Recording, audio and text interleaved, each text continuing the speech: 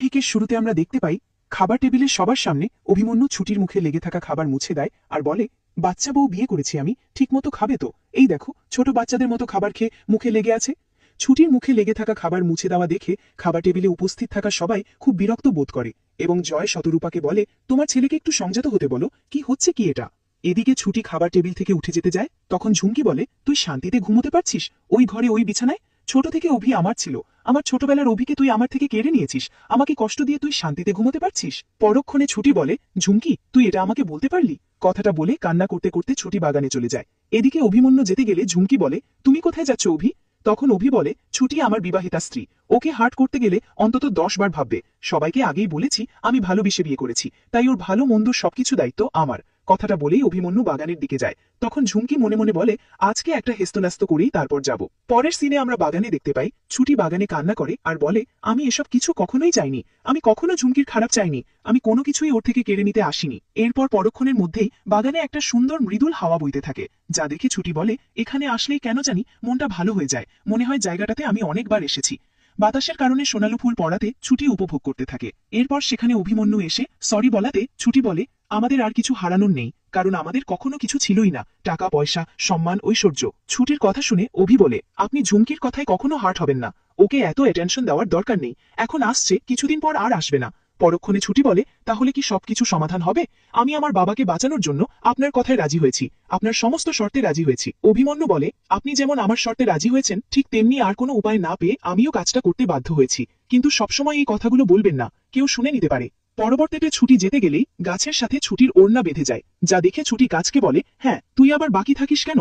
তুইও তোর সব জোর দেখা ছুটির ওপর, পথের মাঝখানে এভাবে বসে আছিস কেন? এখন আবার তোরাও বলবি গাছ বলে কি আমরা মানুষ নয়? সারাদিন রোদের মধ্যে এভাবে দাঁড়িয়ে থাকতে হয়, আর আমাকেও দাঁড় করিয়ে রাখবি? সবার জোর জুলুম তো এই ছুটির ওপর।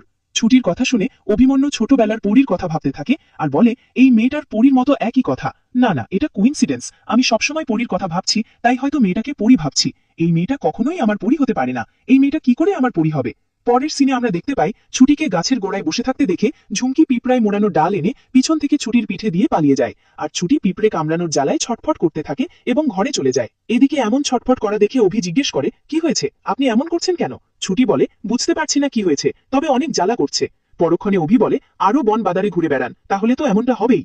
এরপর অভি ছুটিকে ধমক দিয়ে বিছানায় বসতে বলে। পরবর্তীতে অভিমন্যু পিঁপড়ে জ্বালা করার জায়গায় মলম লাগিয়ে দেয় এবং ছুটি কান্না করতে থাকে। তখন অভিমন্যু বলে, আমি শুধু মলম লাগিয়ে দিয়েছি, আপনি এভাবে কাঁদছেন কেন?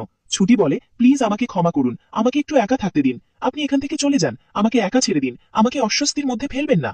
এরপর অভিমন্যু বলে, কাল রাত্রে অনুজয় একে অপরকে দেখা নিষেধ, তাই আমি আমার চেম্বারে চলে যাচ্ছি। এদিকে দরজার আড়াল থেকে দুজনকে একসাথে দেখে ঝুমকি জ্বলতে থাকে আর রাগান্বিত হয়ে বলে, পিঁপড়ের জ্বালায় কাজ হলো না তো, এবার জ্বলবি অপমানের জ্বালায়, তোর মধ্যে কি এমন আছে যা আমার মধ্যে নেই? ঝুমকি এটাও বলে যে, কোন হুড়পড়ি তুই, তোকে আমি কিছুতেই ছাড়বো না ছুটি। শেষ পর্যায়ে আমরা দেখতে পাই অভি ছুটিকে বাইরে থেকে তালাবদ্ধ করলে হাতুড়ি এনে ঝুমকি সেটা ভাঙতে থাকে এবং পরক্ষণে অভিমন্যু এসে বলে, আপনি এখানে কি করছেন? ঝুমকি বলে, আসলে ছুটি আমার ছোটবেলাকার বন্ধু, তাই ওকে দেখতে এসেছিলাম। পরবর্তীতে সেখানে বাড়ির সবাই চলে আসে এবং স্বর্ণলতা বলে, এটাই হচ্ছে আমাদের আসল পরী, যে নিজের কথা না ভেবে অন্যের কথা ভাবে। দাদুভাই যে কেন হিরে না দেখে কাঁচের পিছনে ছুটে পরক্ষণে ঝুমকির থেকে লুকানো হাতুড়িটা পড়ে গেলে অভিমন্যু স্বর্ণলতাকে বলে, আচ্ছা ঠাম্মি, তুমি কারোর সাথে দেখা করতে গেলে এমন হাতুড়ি নিয়ে যাও, এখন বুঝতে পেরেছো কে আসল হিরে আর কে কাঁচ? আসলে এই মেয়েটা এখানে এসেছিল ঘর থেকে ছুটিকে বের করতে, যাতে ওর আর আমার দেখা হয়ে যায় আর সেটা নিয়েই বাড়িতে একটা গন্ডগোল পাকানো যায়, ছুটিকে অপমান করার জন্য এসেছিল। অভিমন্যু এটাও বলে যে, আমি অনেক আগেই বুঝতে পেরেছিলাম কে হিরে আর কে কাঁচ, তোমার অভিজ্ঞ চোখ কেন সেটা দেখতে পাচ্ছে না সেটা তো আমি বুঝতে পারছি না। অভির কথায় ঝুমকি কিছু না বলেই চুপচাপ দাঁড়িয়ে থাকে। তখন অভিমন্যু বলে, ছুটিকে কেউ বিরক্ত করবে না, আমি চেম্বারে যাচ্ছি ঘুমোতে। এদিকে ঝুমকি মনে মনে বলে, তোমাকে ছুটিকে মুখোমুখি আনতে পারিনি তো কি হয়েছে, তোমাকে পটাতে পারি।